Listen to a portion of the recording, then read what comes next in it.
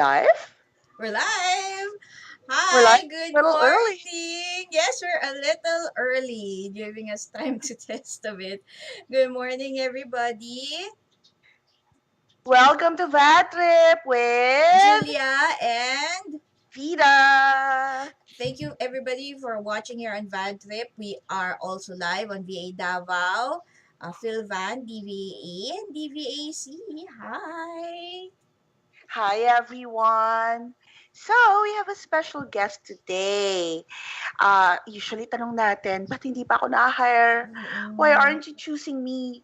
Pick me! Pick me! Eh, Choose me! Love me! Oo, everyday na lang vida, 'di ba? Parang ano, hire me po, may work po ba? Sus. Yes, we get a lot of those comments and posts, and there's a lot of questions on what gets you hired as a freelancer. So, to cut some of the mystery, we have a special guest today, and it is Mr. Jason Dion. Mr. Jason Dion, as you recall, every around a few weeks ago, made this very lovely post about gets uh, what gets you hired as a freelancer. So we figured, why don't we invite him to guest with us, so he can tell you guys about what attracts. I mean, if you're a VA, what attracts you to a client? So here he is. Is he in my left or my right? No, he's live from Maryland, you all. Hi, how are you guys doing? Hi. Hi. Good evening, Jason. Good morning. Okay, so as Vida mentioned, he created this lovely post on Philvan. So let's get to know Jason a little bit more. So Jason, can you tell us a bit about yourself and your company? Sure. I'm a cybersecurity instructor, so I own a small training company. We have right now we have 2 employees that are Philippine VAs, and then we have 2 part-time Americans and 1 full-time American plus myself. So we're a small company, about 6 people. But I've worked for very large organizations over my last 20 years or so. And we have a very small organization, but we handle a lot of students. So last 2 years, we've done about 100,000 students across 180 Wow. countries. So it's been Wow. busy, and we do have a very small staff. But yeah, that's kind of what we do is we teach people how to pass their IT certifications, their cybersecurity certifications, and their project management certifications. Wow. That's a lot. So, Yes. uh, so you mentioned that you're a small organization. In our experience, I mean, Julia and I come from small organizations as well. How many, or do you have? Are all of them remote positions? So there are 4 that are here locally, which is myself and my wife and my 2 children. My 2 children are the 2 part-timers. And then,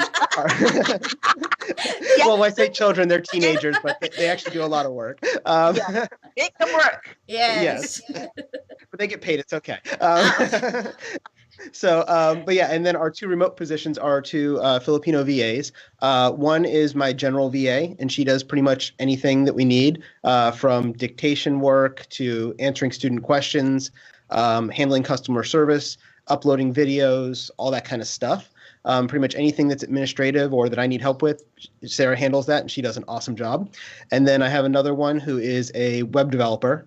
He does web, and then now we're also doing labs, where he's helping me build out some of the more technical components of our business.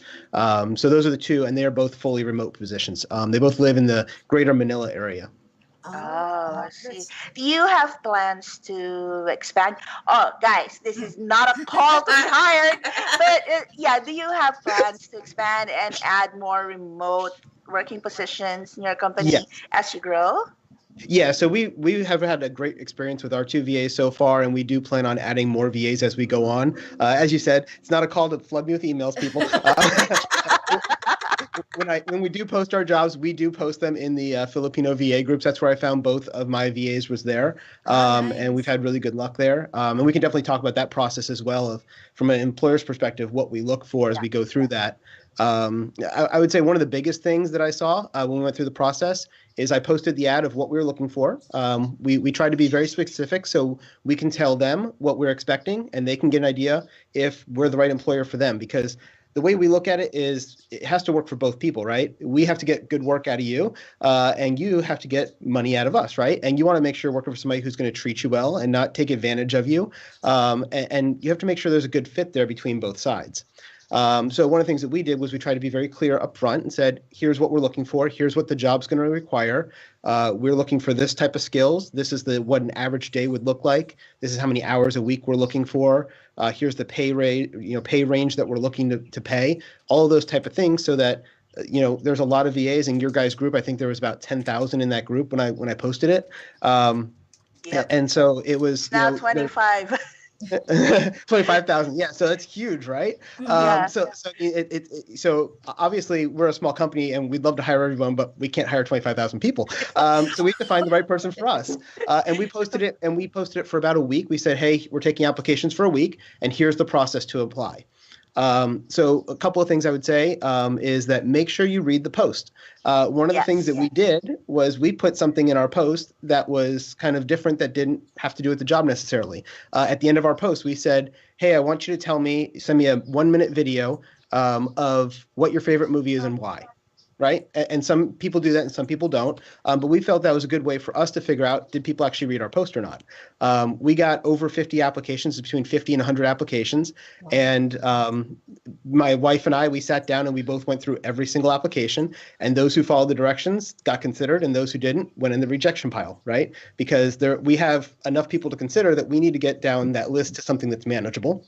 So that was kind of the first cut. And then we went through and watched every single one of those videos. And we kind of wrote down notes of, I like this person because of this, or I didn't like this person because of that. And then we compared notes. And then we went through their resumes. What's their background? Would they be a good fit for us? Do they have the right skills? And all that kind of traditional stuff. I would say one of the big things with a smaller company is we were looking more for somebody who is the right fit culturally. And by that, I mean somebody that we could get along with, somebody that we can communicate with easily, right? Things of that nature. If we were a big, huge organization hiring thousands of people, we might not care as much about that. So again, it depends on who your employer is that you're going for. One of the things I always look for is I can train somebody to a skill. I can't train them to be a nicer person, right? That's true. That's true. Especially when they're in customer service. Yes. So guys, first thing, follow instructions. I bet you called a lot of people just because they didn't follow instructions. They didn't send out a video, they didn't make that, they didn't talk about their favorite movie. So that alone would not get you hired. Yes. And it may sound like a silly thing, right? But for us, it was one of those things that if you couldn't follow directions in the application process, why would I think you're going to be able to follow directions on a daily basis as we're working together? Yeah. And one of the things, especially with us smaller folks, is that we don't have time to necessarily handhold and tell you step by step everything we need done all throughout the day. With my VAs, we meet once a week. We do a Skype session once a week. And during that once a week call, I say, okay, here's the things I need you to work on this week. If you have any questions along the way, email me back. And that's how we communicate back and forth. And it works really well. But it's because I had two people who knew how to follow directions and be able to, to follow through on those things that they needed to do. Yeah. Yeah. And if they can't follow that instruction, that means they didn't read through everything. So why would you hire somebody who doesn't read the entire the whole instructions, especially if you're in the process of training them? They have to read everything so they can learn. So you mentioned you have 2 remote positions, and you posted the job on Filvan. It makes me wonder, why did you decide to hire in the Philippines? Did you consider other countries? So yeah, so that's a great question. When I was starting to figure out if we were going to hire, the first position we actually hired was somebody locally here in Maryland. We worked with her for about 3 to 6 months, and it was a friend of a friend that we hired. But but the work ethic wasn't there necessarily. They didn't do a great job. They weren't as thorough and didn't do a very good job. Put it that way. So we decided to go and look for somebody more professional, somebody who could do a better job. And that's when I started looking at outsourcing. I considered three different options, right? We could either do things like a project-based outsource where I say, hey, I have this amount of work I need done, and for this amount of money, you do this work. It's a one-time thing, and then we find somebody else. The second thing we looked at was a part-time hire, and then the third thing was a full-time hire. I ended up going for a full-time hire as opposed to a part-time hire for a couple of reasons. One reason is that by having somebody full-time, that person didn't have to be trying to cobble together my jobs and other people's jobs to make their rent. Right. So I wanted somebody who was, fully dedicated to us and our business and not trying to piece together a bunch of jobs. Now, a lot of freelancers, that's when you're a project-based freelancer, that's what you're doing all day is trying to piece together all these little jobs to make one amount of paycheck. Right. But when we looked at what the costs were and the labor costs in the Philippines and India and some other places, we found that based on the cost, we could make the full time. It wasn't going to be an issue. So that was one of the things we had decided early on was we wanted somebody full time. And then the reason why we went to the Philippines versus some other countries was I've worked with a lot of Filipinos in the past. I've always been impressed by work ethic, the cultural, and the culture is very Americanized. Because America was there so long. I mean, you guys used to have military bases there for America, right? So, plus we love Hollywood. Yeah. But there's a lot of that American culture translates fairly easily. The language barrier is very easy. A lot of other places that we looked, it was harder to communicate with. The English reading and writing skills is exceptional for most people. The dollar to Philippine dollar is a good conversion, where it makes, from an American sense, to outsource things to the Philippines makes a lot of sense because the labor costs are much lower than what it is where we are. But yeah, I think a lot of it was mostly the cultural dynamics, and I personally have spent several weeks and months in the Philippines over the last 20 years for business and things like that. So I understood a lot more what I would get there versus going to some place like India that I've never been and didn't really understand the culture as well. Where did you visit in the Philippines? I spent some time in Palawan and Manila. Yes. Wow. Yes, yeah. Palawan is awesome. Oh, it's beautiful out there. It is. So, what traits and qualifications do you look for in your remote workers, aside from the cultural parallels, in a sense? I mean, the cultural, what do you call this? Cultural match. Being able to communicate and fit, yeah. So obviously, it depends on what position you're hiring for, right? So if you're hiring for somebody who is a web developer, you want somebody who knows how to do things like WordPress and PHP and all those technical skills, right? When I'm looking for a general VA, I'm looking for somebody who's very self-directed. So somebody that can get tasks and then, they'll get their list of tasks and they can go through and make sure they get done. Somebody who communicates well. One of the things that we like is that if somebody has an issue or doesn't understand it, to let us know. What questions do you have? What concerns do you have? I know sometimes a lot of people are afraid to go to the boss and say, hey, I don't understand this thing you asked me to do. If I'm not clear, tell me so I can go back and give you better direction. So I think those things are good. I think the other thing is, in general, for a general VA, they should be somebody who can use Microsoft Office products. So Word, Excel, and PowerPoint, right? That's kind of the essentials of business these days. That's true. Yeah. And then email.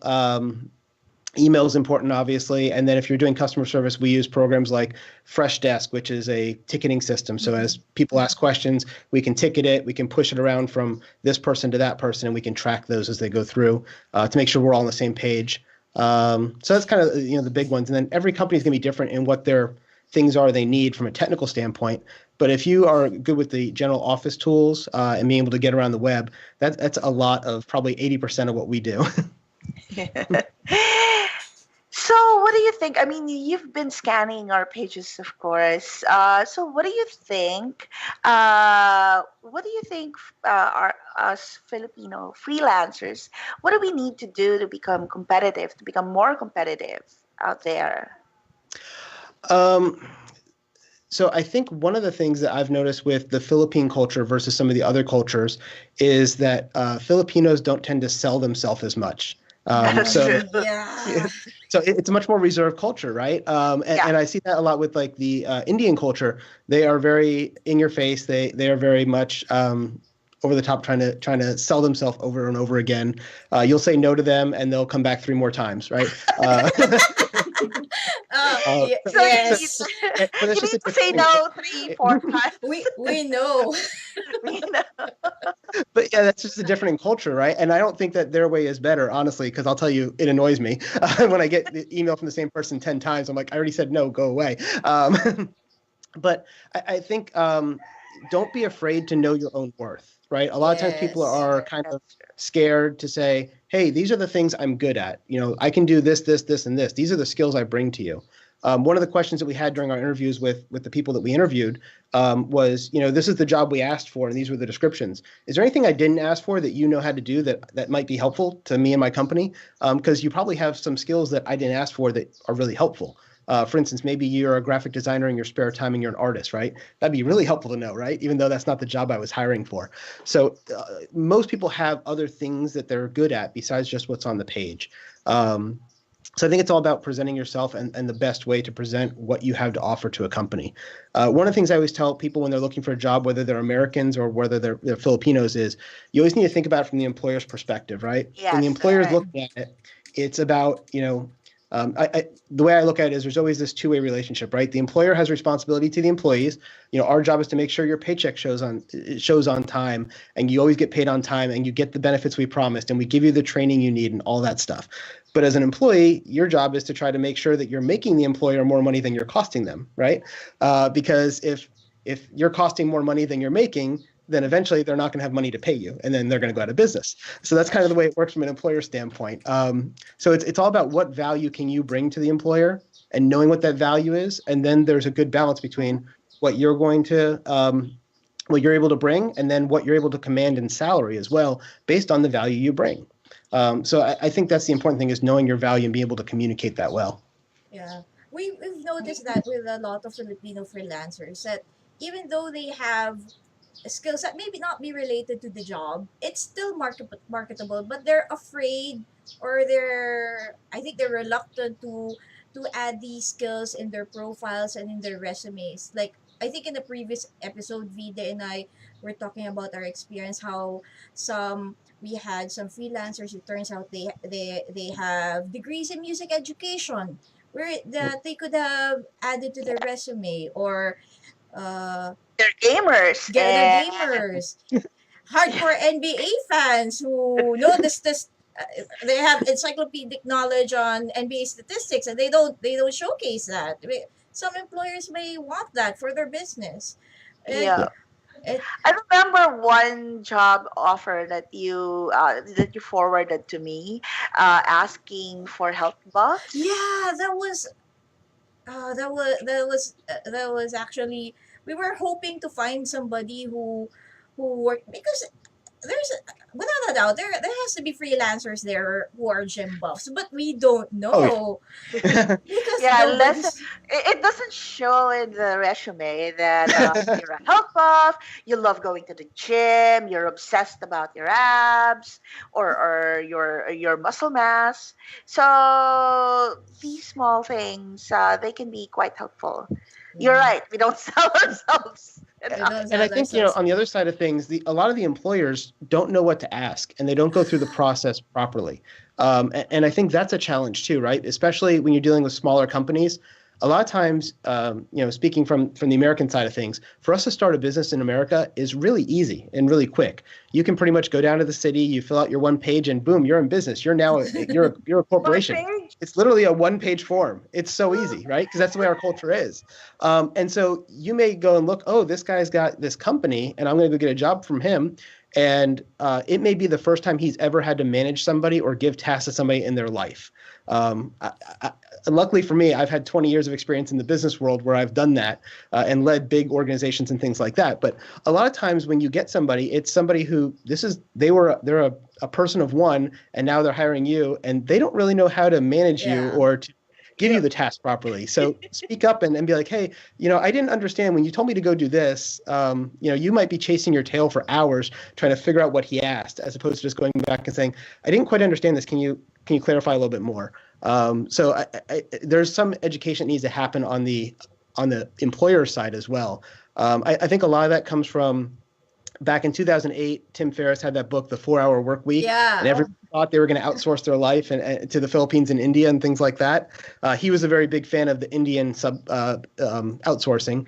On the other side, in the last couple of years, there was a book called Virtual Freedom, which is by Yeah. Chris Ducker, who is a Brit who used to live in Cebu. Oh, I Uh, met him. Yeah, he yes. lives down south. Well, actually, in the middle of Julia and I, geographically, and he owns a call center over in Yep. Cebu, but he lives on the other island because it's more quiet there.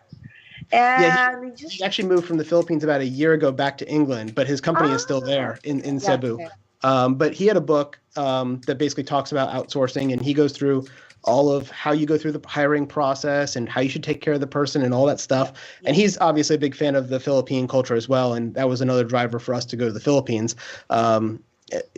Because there's a really good workforce there, and he's a pretty big advocate. But you get a lot of these small companies, especially the internet startups. You as an employee need to be concerned and do some research on the company that's trying to hire you to make sure that they are stable enough that they're going to be able to pay you. When I Yes. first joined your guys' Yes. group about 6 months ago, there was a young lady who was working for a Canadian company, and the company went bankrupt and didn't pay her. And she's like, "How do I get my money?" And I'm like, I don't know how you go after somebody from the Philippines to Canada to get your money. There's not a lot of whole recourse there. So you want to make sure you're careful in who you're going to work for as well, to make sure they're stable and have the money to make sure they're paying you, right? That employer side of the bargain too. Yeah. It also happens here in the Philippines. Since you mentioned you saw in the group, there was actually it went viral because it was shared in a lot of groups. There was actually a Filipino company, they're an outsourcing company, and they were unable to pay their employees. I think they overhired a lot of home-based workers and they weren't able to pay. So Ah, it happens on both sides, whether it's a Filipino business or a business Or in outside the or Philippines. any business Yeah. for yeah. that matter. I mean, if you're not stable enough, if you don't have enough clients that pay you, I mean, you may have a lot of clients, but if they're not paying clients, you're not going to be able to have enough cash to pay everyone. Yeah, and I think that's one of the big challenges. I see that even with American companies here that are hiring Americans. A lot of times they will hire before they're ready, meaning they're not financially sound enough to hire somebody. They know they want somebody because they don't want to do the work, but they don't have the money to pay for them, and that's not a good thing. And then I see the other side. We were probably on the other side of that, where we waited way too long to hire. I should have hired my two VAs probably a year ago. We But waited at way least too that's long. rectified. Yeah. Yes, yeah. I mean, things got so much better once they got on staff, so we're very happy with them. That and speaking of hiring, you mentioned that you had to go through 100 emails. So, any what did you notice? Any pet peeves? Anything that Um, makes Mexico. Yeah, so I would say the biggest thing is follow the directions, right? Some companies and some people will simply, going back to my corporate days when I was working for big companies, if you didn't follow the directions, we would just delete you and say, we're Yeah. not going to even look at you, right? So while you think that going outside the directions might get you looked at, it'll get you looked at in a negative way. And what I mean by that is if somebody says, hey, don't, here's my job post, email, we set up an email specifically for it, jobs at blah, right? Don't email my personal account because I'm trying to deal with business and work and I can't, I want to separate Yes, those two things, right? Don't PM the person on Facebook, right? Things like that. Follow the directions of how they wanted it because otherwise that can actually get you out of the running as opposed to putting you in the running. Definitely, when you're putting your resume together, you want to keep it to one page, possibly two, not more than that. Highlight what is the most important things that you've done. It doesn't have to necessarily be a chronological resume going, I worked here and here and here and here. That's okay if you have, several jobs, but a functional resume works even better sometimes, which is I worked for this place and these are the things I did that make me valuable. And those might not even be in chronological order. It might just be, here's a list of all the skills I have. And you might put to the side when I worked here or when I worked there. So there's different ways to present that information. The reason why I say keep it down to 1 or 2 pages is because the guy who's reading it is trying to go through, 50 resumes. And if yours is too long, that might just end up in the other pile as well because it's too much reading. Most people these days are busy and don't like reading too much. So getting it down to what's the most important as opposed to just filling up space is good as well. Make sure you have good contact information on there. What's your email? How do you want us to contact you back? That way we can get a hold of you. I had some submitted it that didn't give me an email address, so I had no way to contact them back. It's weird, but yeah, I had 1 or 2 of those. That's so weird. So make it easy for me to call you, right? Yeah. So I think that's an important thing as well. Yeah, and then if they ask for something like a video or or an audio recording, make sure you give it to them, right? I'll tell you, when I was listening for the tell me about your favorite movie, I really didn't care what your favorite movie was necessarily. I wanted to hear, could I hear you speak? Could I hear you clearly, and could you communicate a paragraph or 2 of information, because that helps me judge how fluent you are in English. And as an American trying to speak to somebody, I want to make sure that we have good, clear communication. Whereas if you're very broken English, that might not work as well for our particular needs in that case. And so those are kind of some of the things from the employer standpoint that we're looking for, is just trying to get a feeling for your personality, your voice, and how you sound from those perspectives. So, any memorable hiring experience? I mean, not just for your own company, but even while you were working for a larger company. Anything that stood out? So for larger companies, depending on what the position is, when they write up the position, they'll use certain words in there. I come from an IT background, information technology, so a lot of our stuff is based on certifications. So they might put in there that they're looking for somebody who has a CISSP certification, which is this really hard test you got to take. And so what a lot of people would do to game the system is they would put in, I'm working towards my CISSP, because the human resource department doesn't know what a CISSP is. They just look for that word. Like, it was in there. Yeah. That goes in the consider pile. And so I was hiring for a position, and they gave us HR. We said, hey, we need somebody who has a CISSP and X amount of years of experience.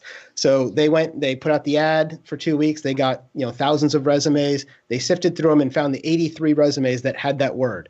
Out of those 83 people, only 3 of them actually had the certification. Oh my gosh. But HR didn't know that because they just did Control F and found that word was in their person's resume, because it was, I'm working towards it, I took a class on it, or something like that. So if you're going for a big company, sometimes you can actually sneak yourself in by putting in keywords based on the position description. In our case, we were like, well, we got 3 people who have it. Those are the 3 who are getting an interview, and the other ones went in the other pile. But again, some organizations, they don't know any better, and you might get the interview that way. So that was one of the more memorable ones. The other thing for me that I think was interesting was what you look like on paper and how you interview are usually 2 different things. So in our search for our general VA, we had 50 applications. About 20 or 25 followed all the directions and got considered, and then out of those we picked our top 5, and out of those top 5 we went and did Skype interviews so we could get to know them and talk to them for about 30 minutes, ask them questions and have them ask us questions. The person who was our number 1 choice on paper based on their resume, who were like, oh, we're going into this, we're like, we're pretty sure we're going to hire this person. That wasn't the person we ended up hiring. The person we ended up hiring was our number 3 or number 4 choice on paper. But in the interview, we felt comfortable with her. She felt comfortable with us. And all those type of cultural things fit better. And even though she wasn't necessarily the most qualified candidate, she was at least up in the top 5. And then when we interviewed her, we were willing to take a little bit less qualified candidate for somebody who had a much better fit and personality.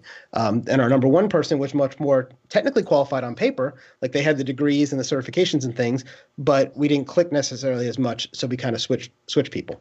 So I think that was interesting. And my wife, who's my partner, this was her first time going through a hiring process. So for her, it was just like a very overwhelming experience trying to go through it. She's like, I don't know how to do this. I'm like, here's how you do it, honey. We go through these steps from 1 to 2 to 3 to 4, and you end up from the big funnel, and you eventually get down to that one person you're going to hire. Yeah. So yeah, I think it's kind of interesting sometimes how these things work out. And yeah, so I think that's kind of the most interesting, I think, when you do hiring is you might go into it thinking that you already chose the person based on what you thought you wanted, but then you meet somebody and you're like, oh no, this person's a much better fit. Yeah, that's right. And yes, I understand. It can get overwhelming. So guys, make it easier for the Yes. person, for the client to see you. Make sure that you have the right qualifications before you submit that resume and your cover letter and you follow the instructions. Because I mean, they will sift through like 1,000, 100 if they're lucky. But imagine the sheer volume Mm. of resumes that they have to go through instead of say writing client emails, or they're tending to business. Yeah. Yep. So the more you make it easier for them, The the more more likely. likely you'll be hired. Yeah. And Eh, you, Yeah, I was gonna say the other thing is make sure you meet deadlines, right? If yes. so we said, hey, we're having this posted. We had I think it was a 7-day window when we would take applications. If you Mhm. came in on day 8, 9, or 10, we had already made our decision of who we were getting interviews, so you didn't get looked at. So that's important too. Yeah. Yeah.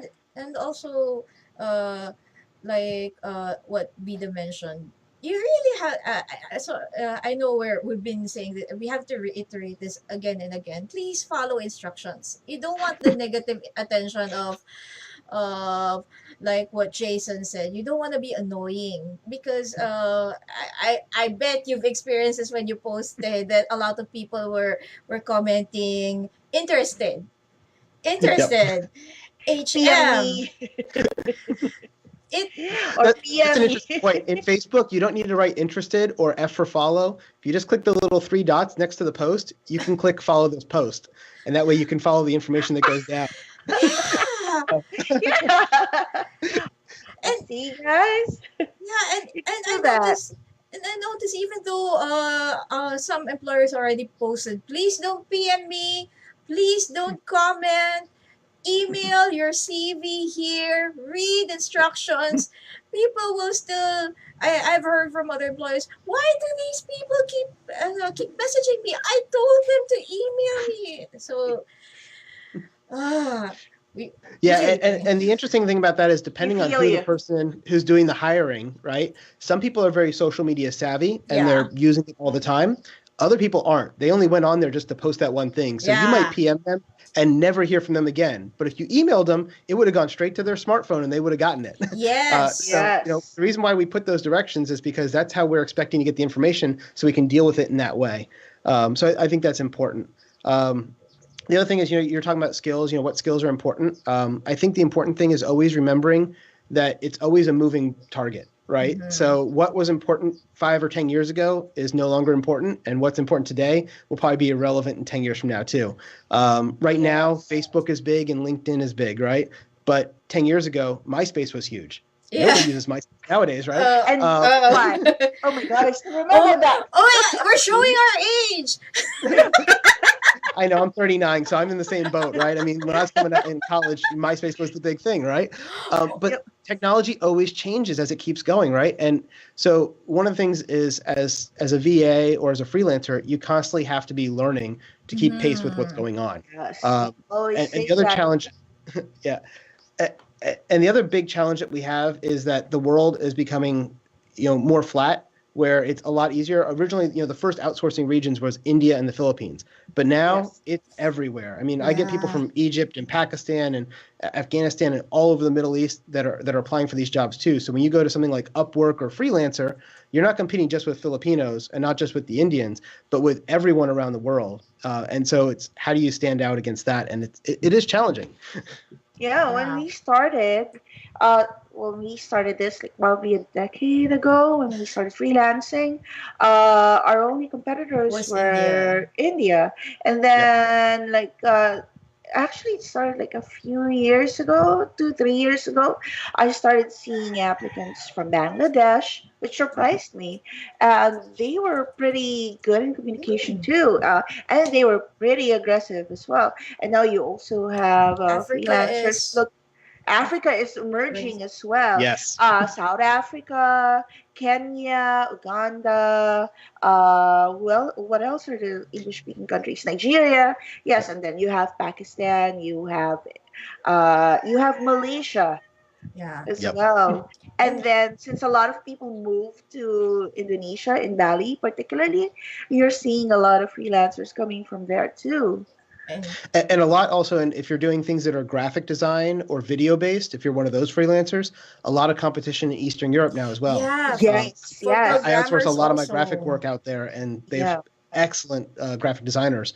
But it is one of the challenges, right? The world keeps expanding because the internet has flattened everything. It's what allows my company to be able to serve 100,000 students in 180 countries, but also makes it really hard because we have 180 countries that are competing against us too. Yeah, So, that's true. You Yeah, have to stay ahead of the curve. yeah. yes. And Jason, you mentioned relevant skills, and actually, it's really interesting that you're working in cybersecurity.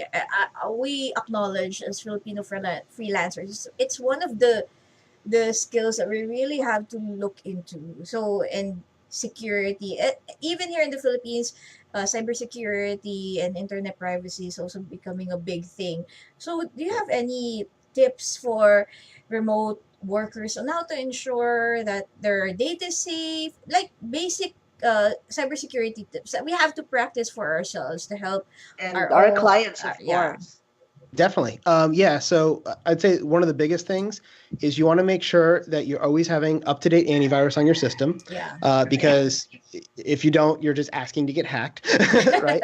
So Oh my gosh, it's that's just the way it scary. is. So you always want to have good antivirus, and that would be something like Norton or McAfee or Sophos. Windows Defender comes in with Windows 10. If you have a Windows 10 system, that's a good product. So make sure you have it, make sure it's updated, make sure it's actually running its weekly scan. So that's probably tip number one. Tip number two is back up all your files, right? If ransomware gets onto your system, it's going to lock your hard drive and you're going to lose your data. But if you have it on an external backup, then you at least have your files. You could restore the computer back to factory state and reload your stuff back on it. So always have backups that are offline, not just attached to the computer.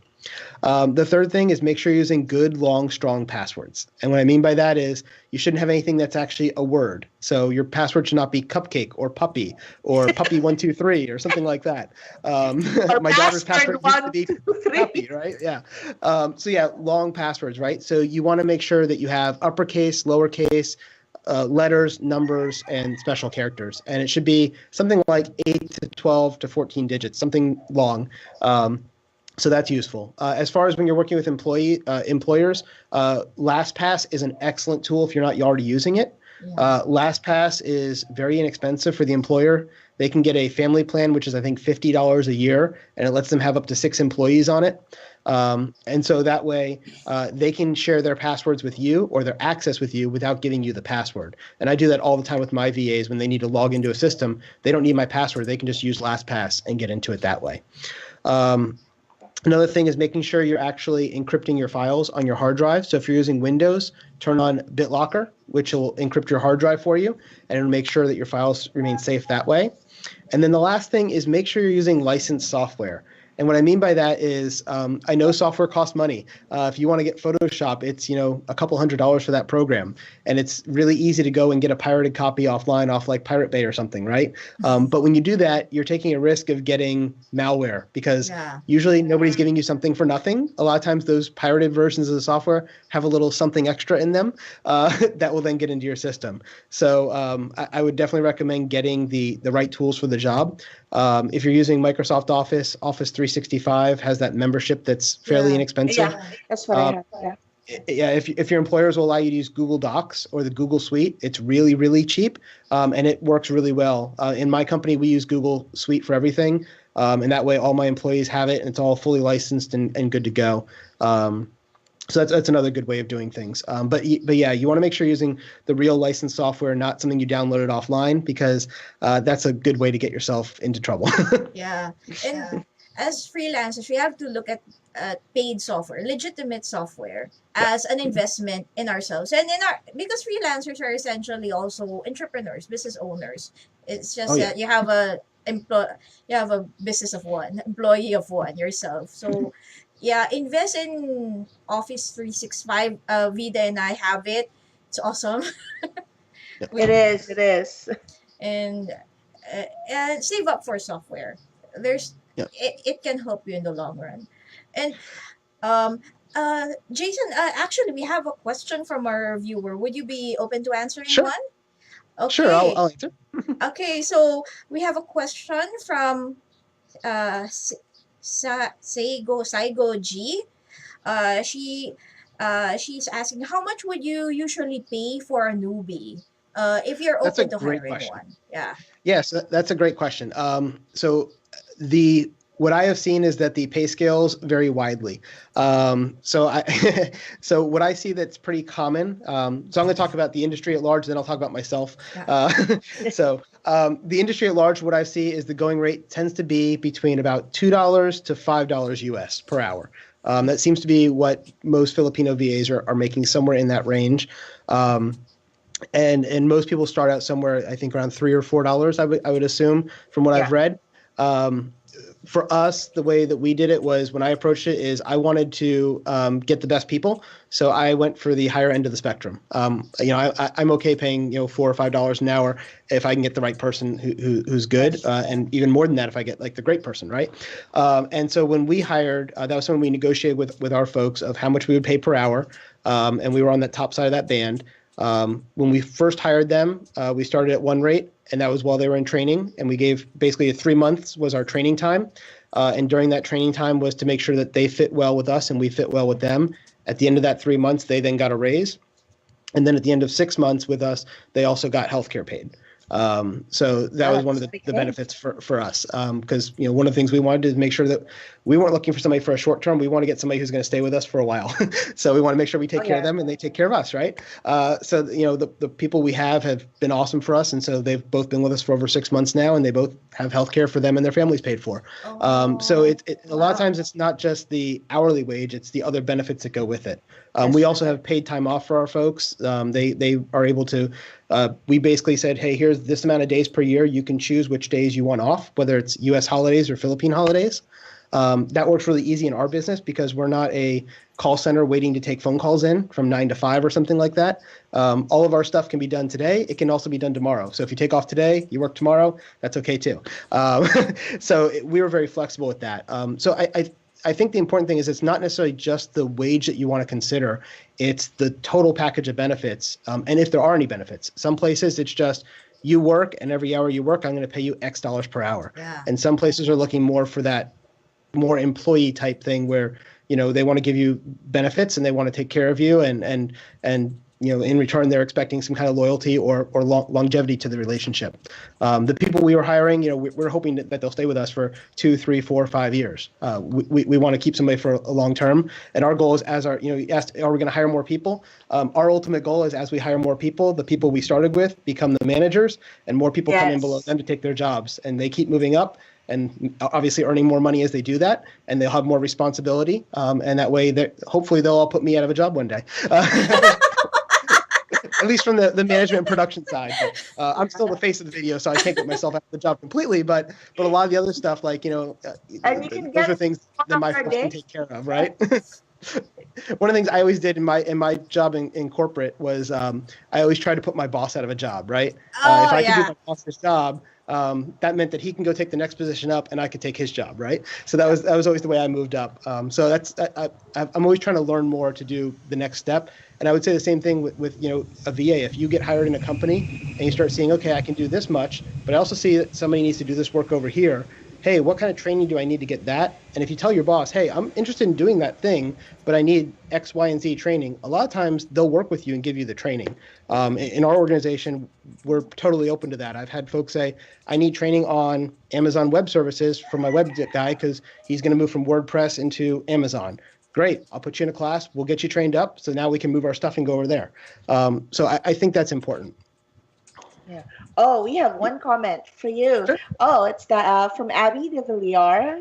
She says, "Oh, it's that nice man who posted about the hiring process. Thank you for interviewing him." That's me. Yeah. Oh, um, so Jason, thank you so much for taking the time to talk with us.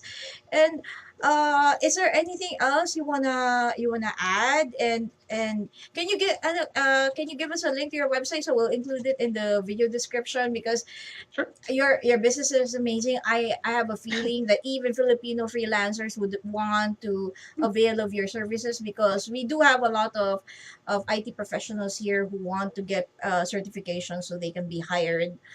They can have better jobs. Yeah. Yeah.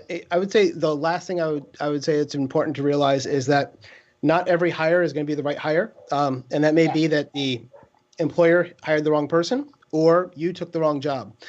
So that happens both ways, right? It may Yes. not be a good fit.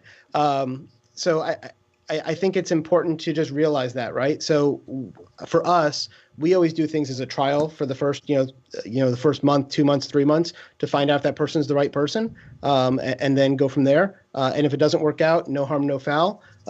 We give you a severance check, and off you go on your way, and we'll go find the next person, right? That happens. Sometimes it's just not everybody's the right fit for every organization. But I think if you continue to try to grow and find the right job, there's a lot of competition out there, but you can stand up across the competition. I think it comes down to, really at the end of the day, what value can you bring to the organization? If you can Yes. bring more value and you can cause more sales to happen or more X to happen, whatever that thing is, you may not be in a sales role, but at the end of the day, we're all in sales. Even That's as true. a single freelancer of one, you're trying to sell yourself. You are the product, right? So we're all trying to sell something. And so you need to make sure you can do that.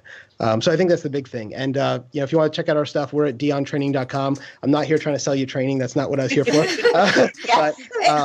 but yeah, and as we look to hire more people, we'll definitely be coming back to the group to post our stuff and follow directions and apply based on the directions. And maybe you'll be the person. But unfortunately, we can't hire everybody. But most of these jobs, I see that people are getting 25, 50, 100 applicants for one position. Yes. So you may have to apply to 100 jobs before you find the one that's right for you. Just like the interviewer has to go through 100 resumes till they find the right person for them. So yeah, so I guess that's pretty much it. Thanks. Yeah. And we'll still include your link in the description because as I said actually we're hungry for trainings Our and knowledge. for knowledge and yeah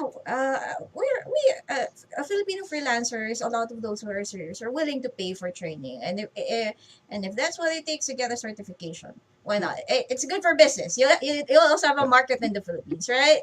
Yeah, and the other great place to go if you're looking for training, if you're talking about all those different tech skills on whether it's software like Microsoft Office or Adobe Photoshop or whatever it is, Mhm. lynda.com has great training. Linda. Yeah. Oh, Actually yes, get a yes. 1 month free membership if you go there. So you could sign up for a month, take all the training you want, and then you can cancel your membership. But at least you can get a lot of stuff done in that month. Yep. And they have just great quality training. And you'll actually find me on there too because I have some Oh, of my courses. yeah. Okay. Okay. Please send us a link to your course so we can include it in the video description. If you want to see Sure. guys, if you want to see Jason again, so Just you go can to find him in Linda. link. Yeah, and You can find him in again, LinkedIn and Linda and his website. yeah, Yeah. and you also do you still teach at Coursera? I saw in your link. No, Coursera is not me. I'm on Udemy. Udemy. Okay. Udemy, Safari Books, Linda, and our site is where we have most of our stuff now. Yeah. Yeah. Although Okay. our stuff may have gotten to Coursera because we have a distribution partner that tends to put us everywhere. So it's not one that I put there directly, but my distribution partner may have put us there.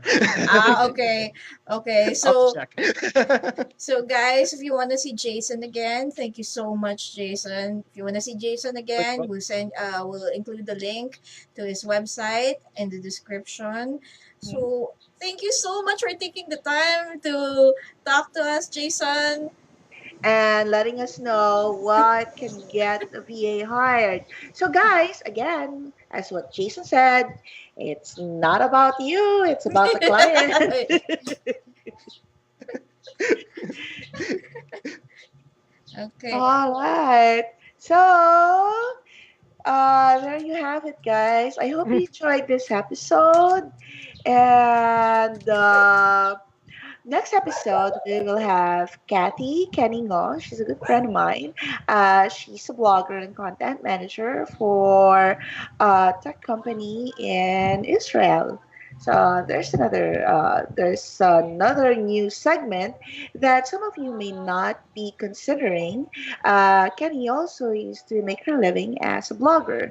So we are going to show you an episode on how else you can earn as a freelancer. Okay.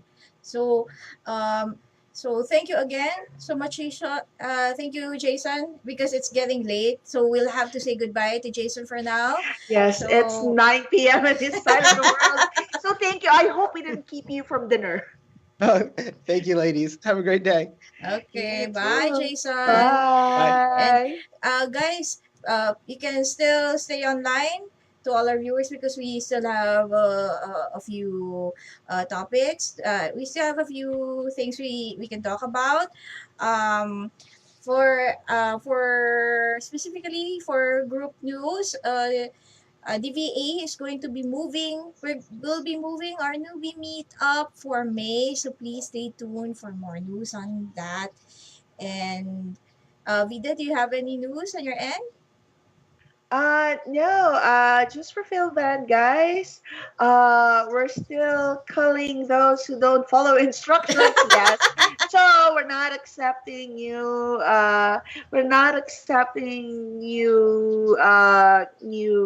members in the meantime.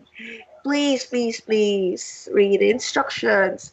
There's still a moratorium, so keep your clicks to yourself. Yeah, Don't invite your friends in the meantime. If muna. they have questions and you need to post them, makiusap muna sila sa inyo, ha? Wag Okay. matigas ulo. That is the attitude that does not get you hired. So, remember, hindi na lang Pilipino ang kakompetensya nyo.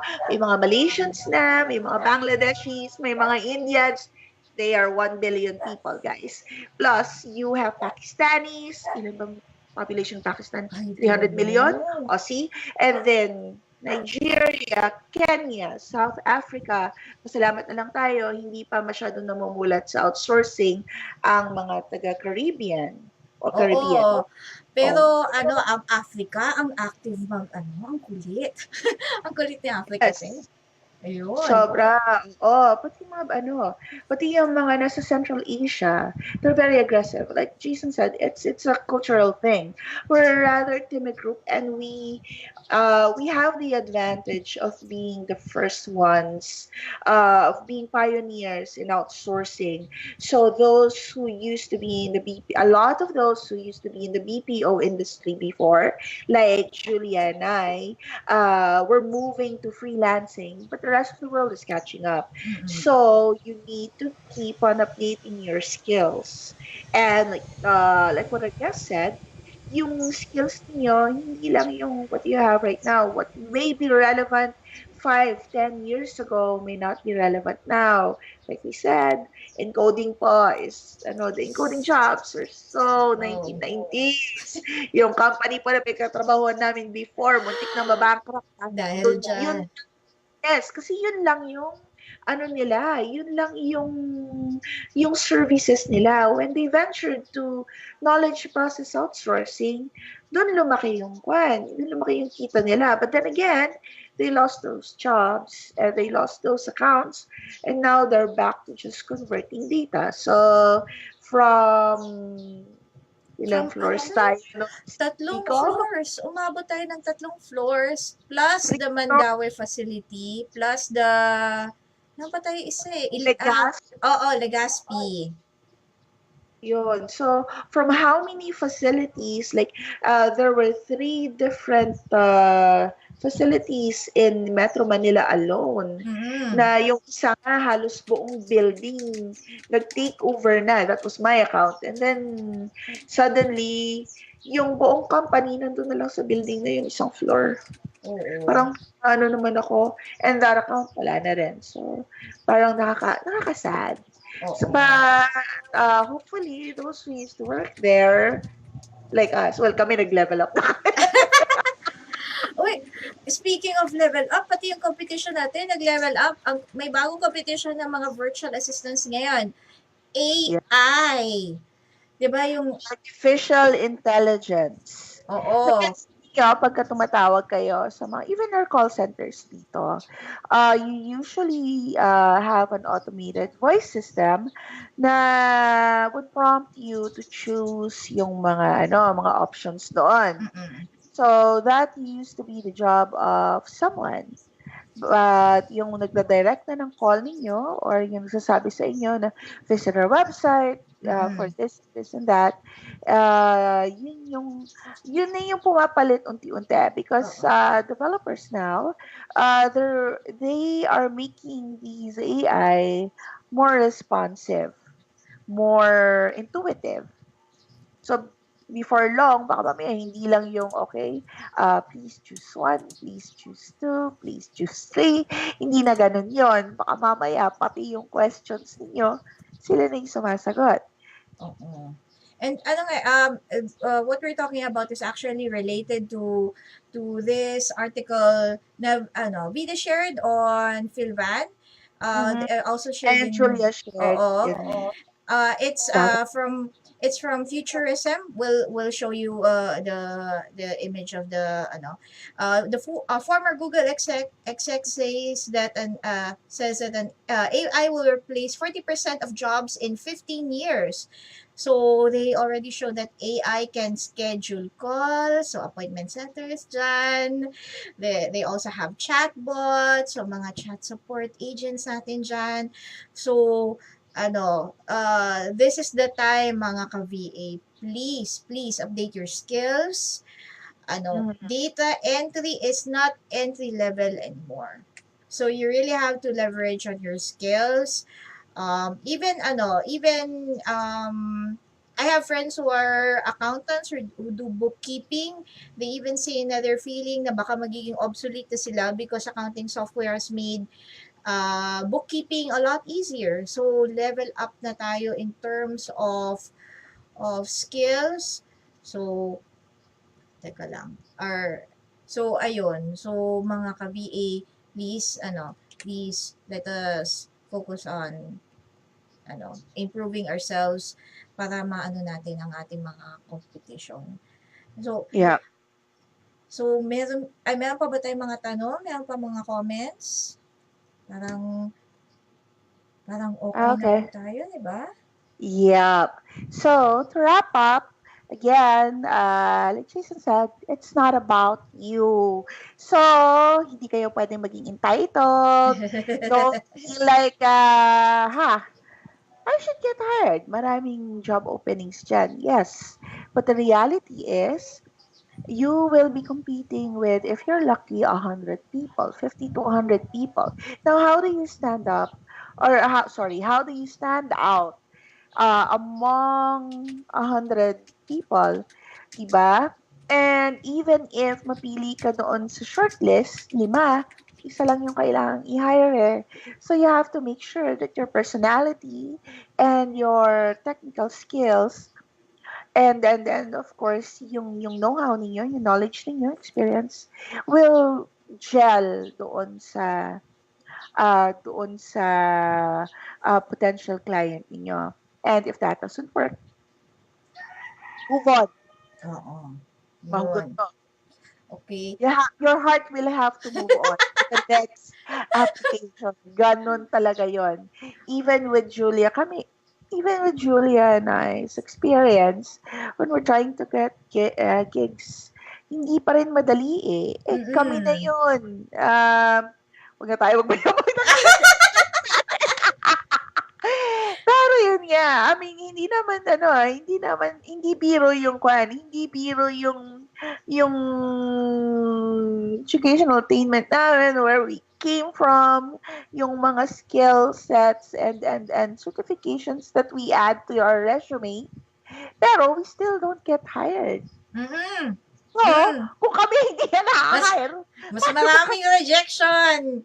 maraming rejection sa amin. It takes, Ah, sometimes I think, in my estimation, lalo na kung medyo mataas na yung level na hinahanap mo, takes about 3 to 6 months of constant interviews and job searches before you find the right fit for you na would pay you the right amount and good fit kayo ng company and ng employer and swak sa ibang ano mo, oo. ibang activities mo rin. Oo. Our charm can only get us so far. Yes, our charm and our looks can only get so far. Ay, hindi pala kwan. Forget about the looks dahil usually it's a remote position. Pero yes, it can only get you so far. Walang mga, unfortunately, even in this business, walang mga connection. Hindi porket kakilala ka ng tao, may kakilala ka, kakilala ko si ganito, ma-hire ako. Hindi pa rin. Okay. So, guys, salamat sa panonood. Sa isang oras. Thank you kay Jason. Iti-thank namin mamaya. Oh, wait, wait. Ano May po? pahabol tayo na question. Ano po? So, from Mark Sarmiento, how about e-commerce industries, ma'am? Any update for improvement? Actually, more of training. Maraming nag-hire sa e-commerce. Kulang tayo sa trained workers. To be That's true. honest. Yes.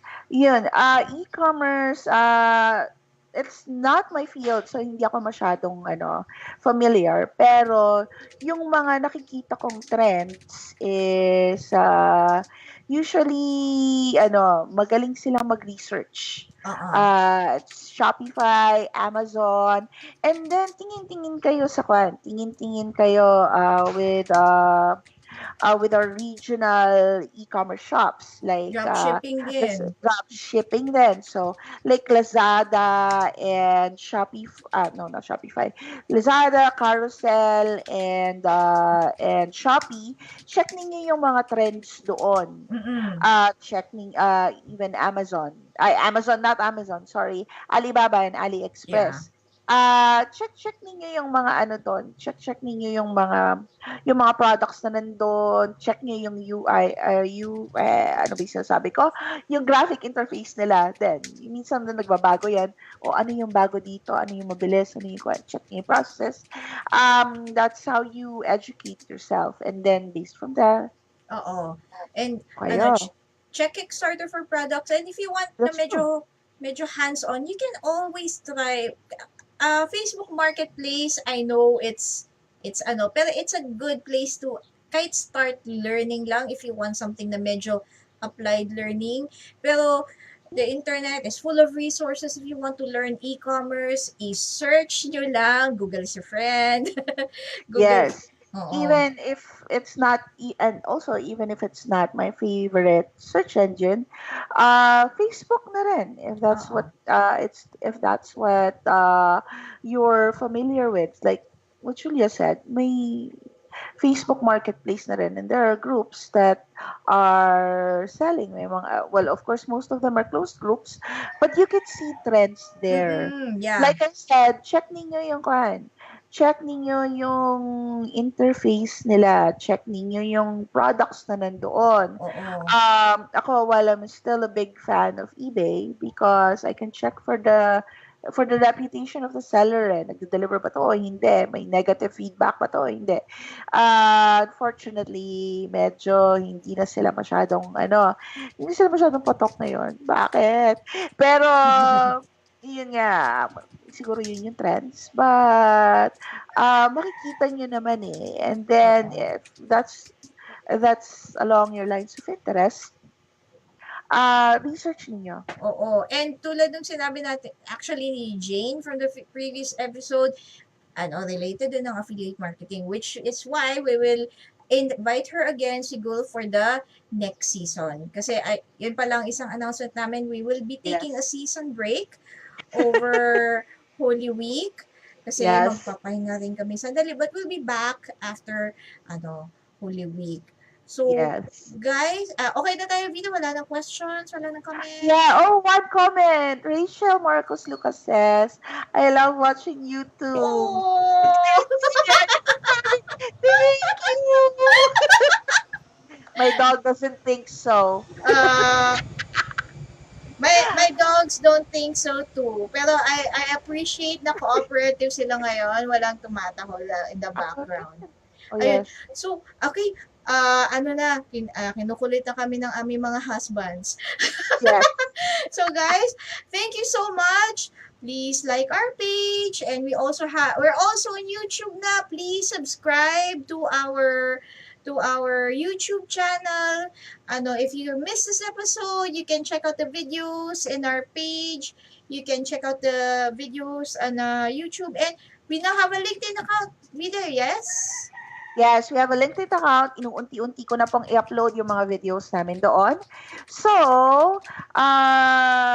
sabi ko sana join our groups. Pero sa Davao VAA muna kayo kasi naka-moratorium po kami sa Philvan ngayon. Huwag matikasulo. But share our Facebook Live with your own viewing party. Kung we have 5 episodes na. Yeah. So, we talk about a lot of things, diba? We've talked about security, like working sa internet cafe, ano yung mga gadgets na okay with you. The next topic would have been, ano yung next topic natin? Si About Kenny. payments. Yes, and then next week, we'll have our guest tell you how she earns through online work, but not as a VA, through her blog and as content manager for an international firm. So, Yeah. yun. And work-life balance na rin. Oo. And from our hidden producer, please Yes. daw subscribe to our YouTube para magkaroon kami ng unique YouTube URL. But for now, search nyo lang ang VAD Trip. Nandun po kami. We need Yes. subscribers po para feeling nyo. Palimos ng O, subscription. palimos po ng isipin nyo na lang may co-worker kayo, i-play nyo lang kami sa background, so maririnig nyo kami nagchichikahan, nagtatawanan, so kami na yan. Yes, kami na yan. And and masaya siya na wala na yung technical issues today. Yay! Nakuha ng tamang timpla! Ayan. So, Yes. next week, walang technical issues, and magla-level up kami ng konti. We will try to level up a little more. Salamat sa mga viewers na nagko-continue. Kayo po ang aming inspiration to keep this thing going. Yes. Oh, by the way, next week, gabi po tayo. Oo, yeah. So, ipopost ko lang po muna yung video. Tomorrow to sa Friday, I will create a new post, announcing kung, 9 p.m., Wednesday tayo for next week. So, sa mga Yes. night owls dyan, mga night shift, Abangan online nyo tayo. kami. Yeah. Kami ang inyong kasama. At kung na-miss nyo kami, dahil pang umaga kayo, we always have our page. You can view us the next day. Okay. So, sige, Vida, next week na naman. Yes. Sige. Next Bye, week. guys! Bye, guys!